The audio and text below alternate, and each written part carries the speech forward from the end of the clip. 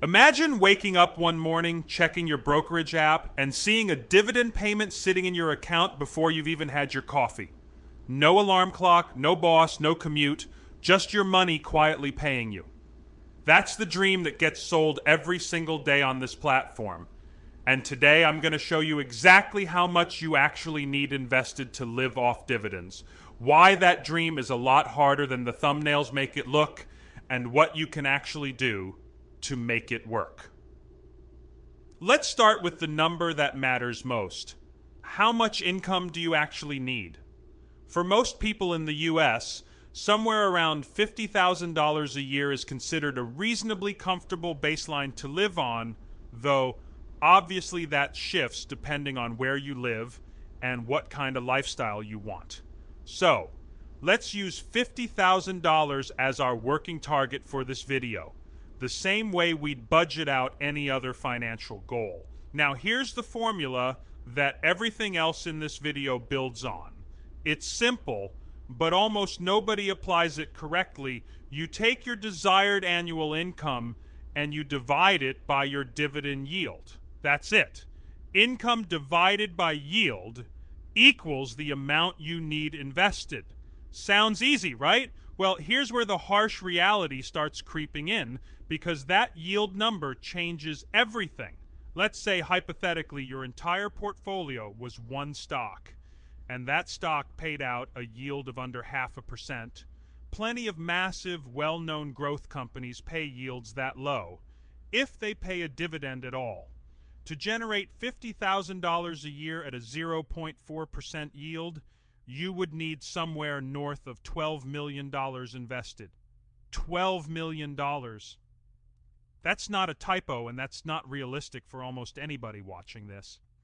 Now compare that to a steady, boring dividend aristocrat, one of those companies that's raised its dividend for at least 25 consecutive years in a row, paying something closer to 3.8%. At that yield, the same $50,000 a year only requires about $1.3 million. Same income goal, wildly different number, all because of yield. That's harsh reality number one. The amount of money you need to live off dividends depends entirely on the yield you're earning. And most people never do this math before they start dreaming about early retirement. So let's build out a table in our heads. At a 2% yield, $50,000 a year requires $2.5 million invested. At 3%, it's about $1.67 million. At 4%, it drops to $1.25 million. At 5%, you're down to $1 million. And at 6%, you'd only need around $833,000.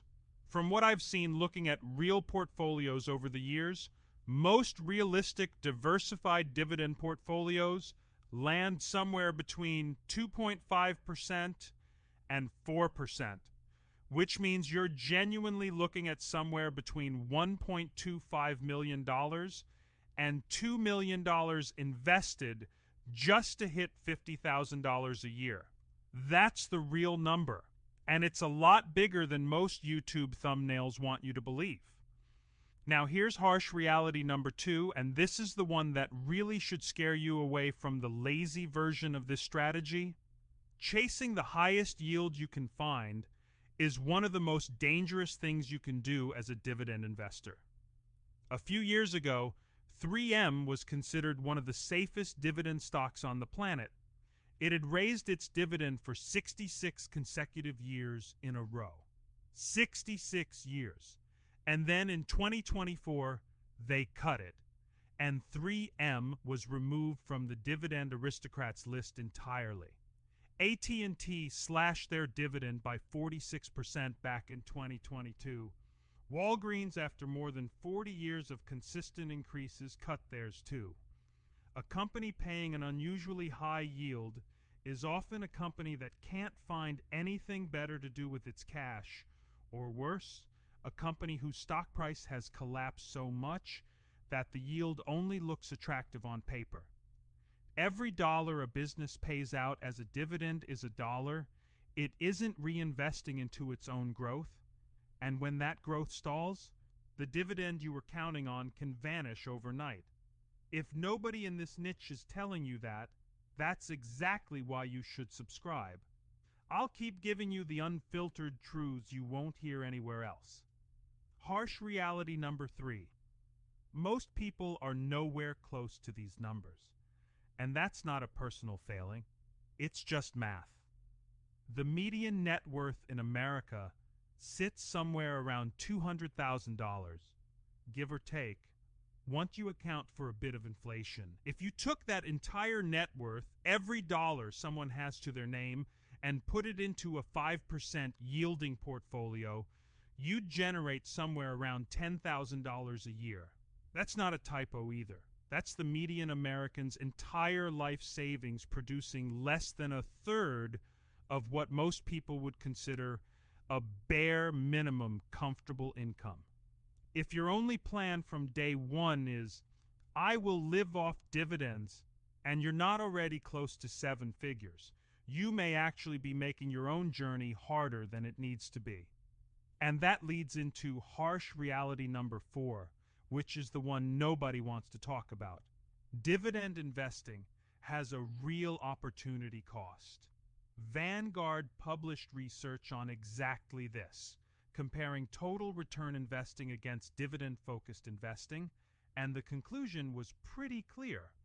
When you build a portfolio purely around dividend income, you tend to end up over-concentrated in defensive, boring sectors like consumer staples, utilities, and healthcare, and underweight in the sectors that have historically driven the most growth, like technology and consumer discretionary.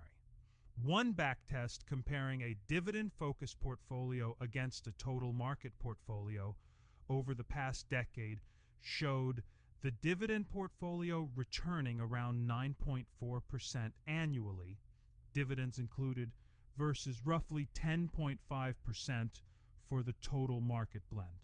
That gap compounds over decades into a genuinely significant amount of money. So how do you actually make this work? Here's the strategy I'd follow. Quick disclaimer before I get into it. I'm not a financial advisor, and this isn't personalized advice.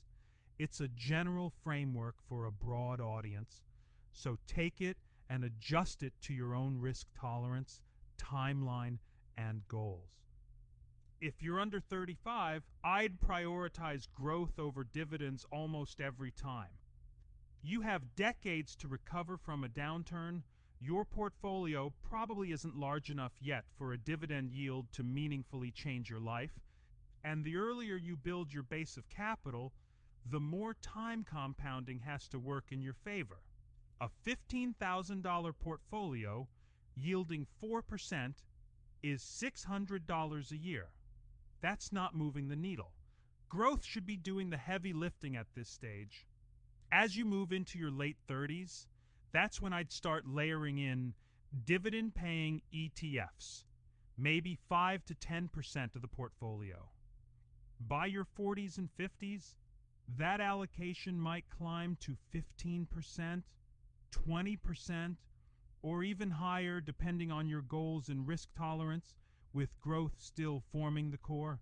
This glide path lets you capture growth while you're young and shift toward income as retirement gets closer, rather than betting everything on dividends from day one. Alongside that, focus on quality over yield. Look for companies with sustainable payout ratios, real earnings growth behind them, and a track record of raising dividends at a rate that outpaces inflation. Because if your income doesn't grow faster than your cost of living, you're not actually free. You're just falling behind, slowly. Diversify across sectors so one dividend cut doesn't wreck your whole plan, and let dividend reinvestment do its quiet work while you're still in the accumulation phase. Every dividend buys more shares, and those new shares buy even more dividends down the line. Now let's talk taxes, because this is the part that actually makes dividend investing worth the trouble if you do it right.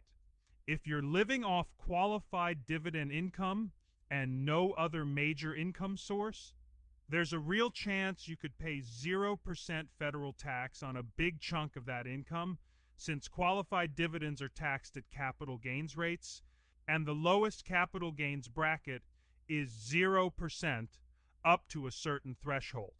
Above that, you're typically looking at 15%, and only the highest earners hit 20%. That's dramatically better than ordinary income tax rates. If you want to shelter even more from taxes, a Roth IRA lets your dividend income grow and get withdrawn completely tax-free in retirement, though you're limited by annual contribution caps and generally need to wait until 59 and a half to touch the growth. One more lever worth mentioning. Where you live changes this entire equation. If your cost of living is naturally lower, either because you're in a lower cost of living area domestically, or you're willing to consider geographic arbitrage by living somewhere your dollars stretch further, the number you need invested drops dramatically. Someone who only needs $30,000 a year to live comfortably needs a fraction of what someone targeting $80,000 a year needs at the exact same yield. So let's bring it all together. The harsh reality is that living off dividends requires more money than most people think. Chasing high yields can blow up in your face.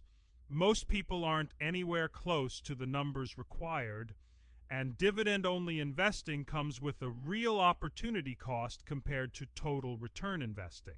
But the way to actually make it work is straightforward. Prioritize growth while you're young.